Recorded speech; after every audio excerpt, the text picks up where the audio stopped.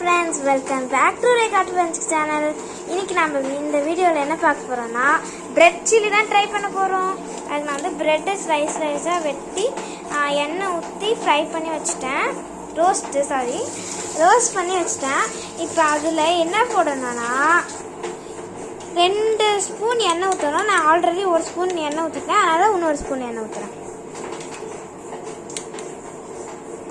ஊத்திட்டதுக்கு அப்புறமா இது சோம்பு போட்டுக்கணும். சோம்பு நான் வந்து கொஞ்சமா போட்டுக்கிறேன். உங்களுக்கு வேணா நிறைய போட்டுக்கோங்க.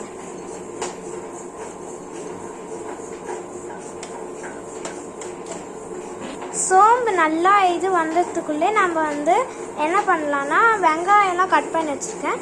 வெங்காயம் போட்டுடலாம். அது ஃபர்ஸ்ட் நல்லா சூடாகட்டும். ஸ்டேஜில் நம்ம வந்து நல்லா கலக்கி விட்டுக்கணும். நல்லா சூடாயிடுச்சு.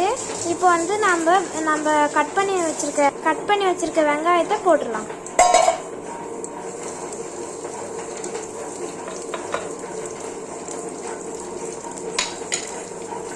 நம்ம வெங்காயத்தை போட்டதுக்கப்புறம் பச்சை மிளகாய் உங்களுக்கு வேணும்னா சேர்த்துக்கலாம். நான் சேர்க்கல. அப்புறம் நம்ம வந்து மஞ்சத்தூள் போட்டுக்கணும். மஞ்சத்தூள் பாருங்க நான் எவ்வளோ சேர்க்குறேன்னு 6 தான். நெக்ஸ்ட் மிளகாத்தூள் நான் இப்போ போடுறேன். நான் கொஞ்சம் நிறையவே போட்டுக்கிறேன். உங்களுக்கு வேணா கொஞ்சம் போட்டுக்கோங்க.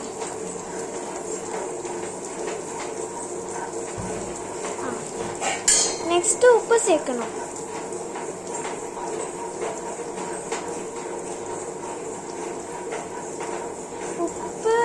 நான் வந்து கொஞ்சம் தான் எடுத்துருக்கேன். உங்களுக்கு வேணா நிறைய எடுத்துக்கோங்க.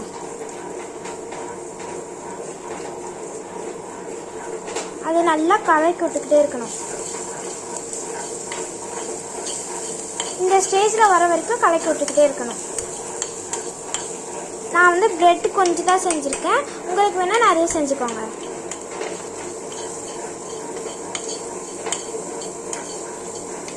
ஃபஸ்ட்டு அப்புறமேட்டு இது சேர்க்கணும். பீஸா ஃப்ளேவரை கொஞ்சம் போட்டுக்கலாம். கொஞ்சோண்டு போட்டுக்கோங்க. இல்லைன்னா கூட பரவாயில்ல. நெக்ஸ்ட்டு நம்ம வந்து இது சேர்த்துக்கலாம்.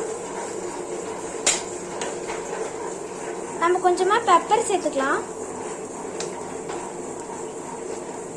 பார்த்துக்கோங்க, நான் இவ்வளோதான் சேர்க்குறேன்.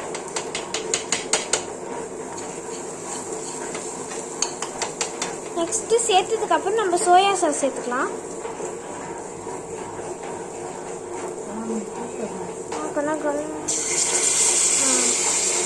இந்த மாதிரி தெளிக்கும். அதனால் கலக்கி விட்டுக்கோங்க.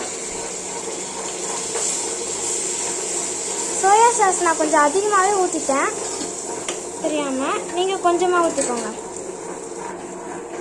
இப்போ நான் வந்து சாஸ் போட்டுக்கிறேன். சோயா சாஸ்க்கு அப்புறம்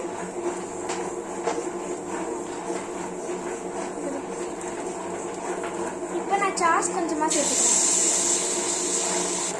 அப்புறம் நல்லா கலந்து விட்டுக்கணும். கலந்து விட்டதுக்கப்புறம் நம்ம வந்து வெட்டி வச்சுருந்த இது பிரெட்டை சேர்த்துக்கலாம்.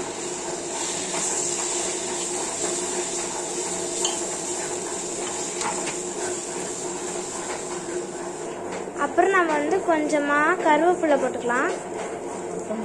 கொத்தமல்லி போட்டுக்கலாம். கொத்தமல்லி போட்டு நல்லா கலந்துக்கலாம்.